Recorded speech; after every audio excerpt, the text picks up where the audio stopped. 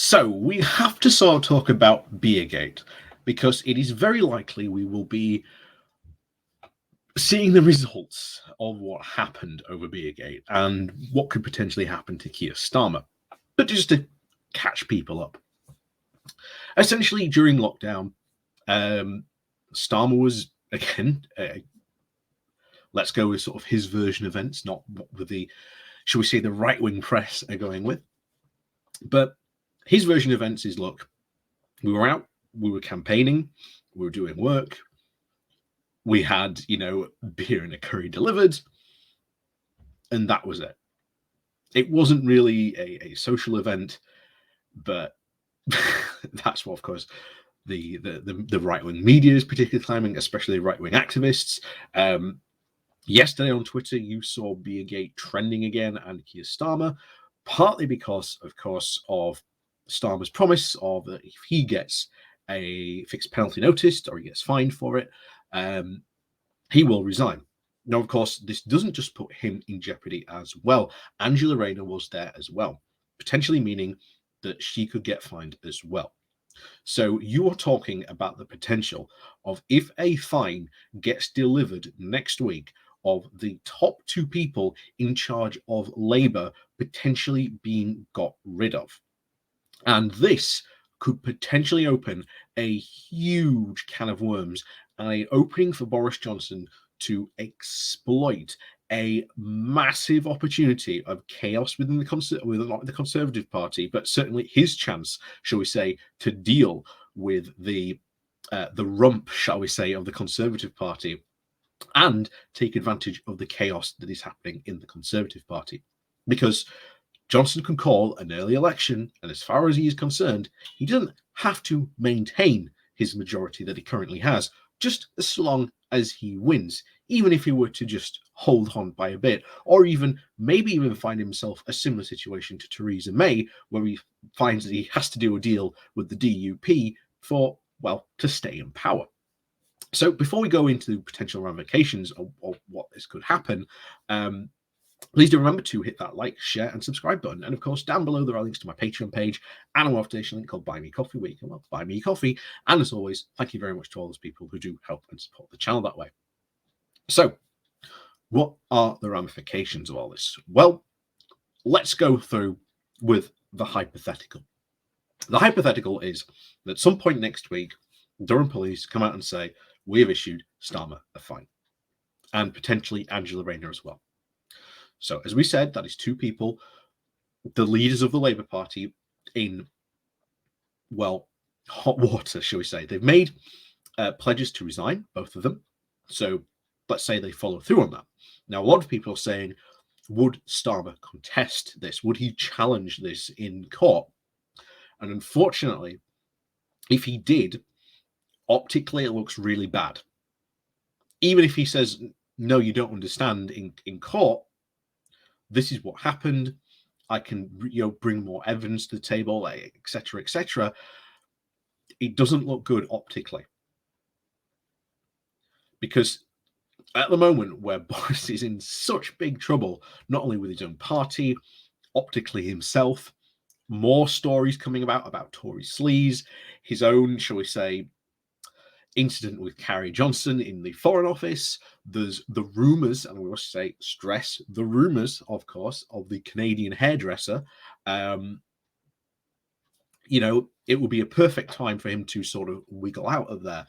And we can't offer him the opportunity to do that with Starmer optically challenging this in court. So ultimately, you would have a situation where Starmer gets the notice, he comes out, he resigns. Now, if he does that, that puts huge pressure on Boris Johnson. And ultimately, a lot of that, as we've said before, the rump, the rebel Conservatives are going to seize on Boris for that. Because it doesn't look good where the leader of the opposition has resigned over this, but, Johnson hasn't. Again, not a very good look for him. But this is where the danger comes in. So the rules governing a general election is that Boris could call one for potentially October, November.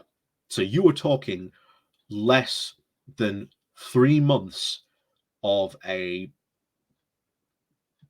countdown to a general election.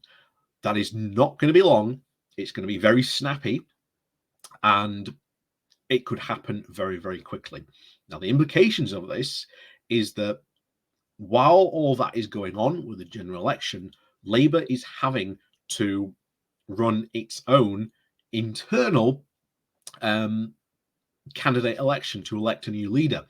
And the problem is that according to internal Labour Party rules, and forgive me if I'm wrong, but again, according to the Labour Party constitution, the first things first, remember, potential 3-month run up to a sort of potential general election. If Boris calls this is where we could get into some real danger.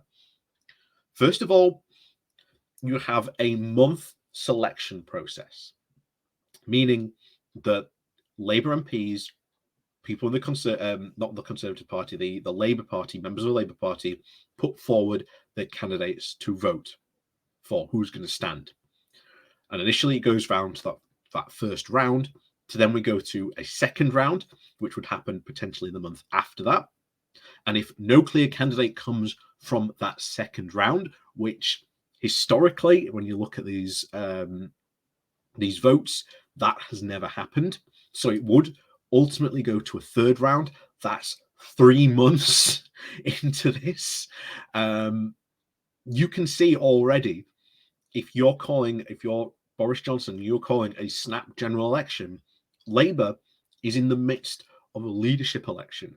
And the thing is, you need a leader. So even if Starmer is in that at the moment, interim, leading the Labour Party through this, optically, Boris has a lot to attack him on, which again is letting him slither away. The hope is, of course, if this happens, is that